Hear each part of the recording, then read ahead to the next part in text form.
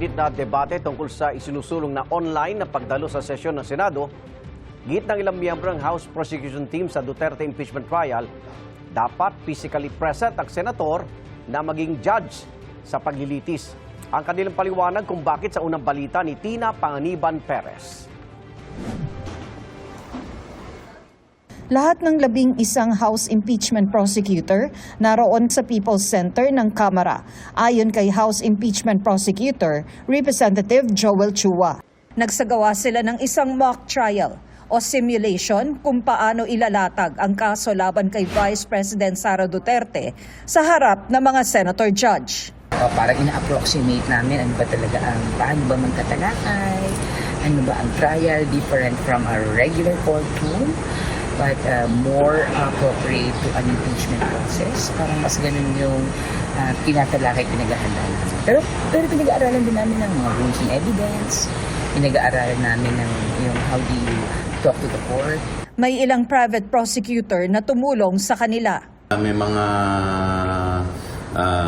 inimbita kami na pwedeng mag-assist sa amin, but mainly nandiyan dyan si Kong Shell at mga kasama niya para mag-guide kami. At sa gitna ng mga hakbang ng majority senators na baguhin ang kanilang rules para payagan ang teleconferencing para makaparticipate pa rin ang mga senador kahit wala sa plenaryo, nanindigan ang ilang miyembro ng House Prosecution Panel na sa Senate impeachment trial dapat physically present ang mga senator judge. Sa iba namang mga rules kasi din ay inaalaw na din ang ganitong forms. No?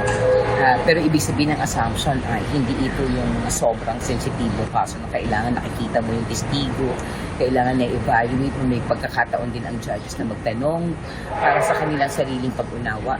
You need to be physically present to appreciate the evidence. You need to be physically present to appreciate hindi lang yung direct answer to questions, pero even yung nonverbal language, yung kanyang gestures na sa punot dulo, bubuo ng mas complete picture sa senator judges.